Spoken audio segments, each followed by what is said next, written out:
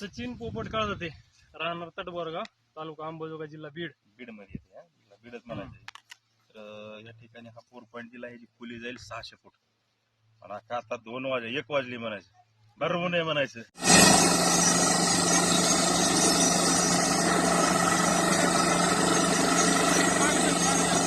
आवाज येतो. दिसतोय का? नमस्कार, माझं नाव सचिन पोपट काळजाते, राहणार तटबोरगाव. आपल्या इथं महाराज शिवानंद पाटील महाराज हसेगावकर हे आपलं पॉईंट दाखवायला आले होते. नंबर 1 पॉईंट लागलेला आहे आपल्याला. तर महाराजाचे खूप खूप आभार, धन्यवाद.